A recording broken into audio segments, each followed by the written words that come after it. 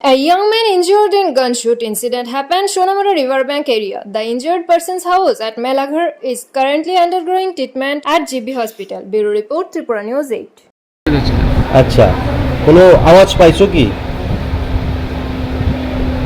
মানে কি মনে হইতেছে তোমার কাছে, কি হইছে? এখন আমি তো এটা লাগানোর পরে আমি বেহুশ হয়ে গেছি। মানে কি লাগছে তোমার উপর? আমার উপর কি লাগছে এটা আমি সঠিক করতে পারছি না এই সংখ্যা। আচ্ছা, লাগানোর লগে লগে আমি হয়ে গেছি, তারপরে তারা হসপিটাল আনছে। তো বাড়ির লোকেরা কে খবর দিছে? কে খবর দিয়েছে? মোবাইল আসছিল, হ্যাঁ, মোবাইল থেকে অন্য কেটা কল দিয়েছে। তো ঘটনাস্থলে কারা গেছিল ওইখানে?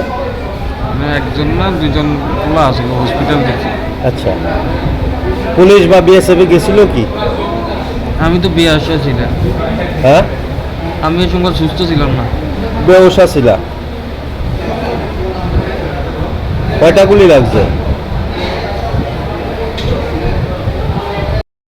তারা কইছে যে পেশেন্ট আছে ইমরান হোসেন বর্ডারের কাছে একটু হাঁটাচলা করতেছিল। আচ্ছা, ফর সাম রিজন বিএসএফ তারা বোধহয় কইছে দাঁড়াইতে আইডেন্টিফাই করতে, এই বোধহয় বয়ে দৌড় মারছে।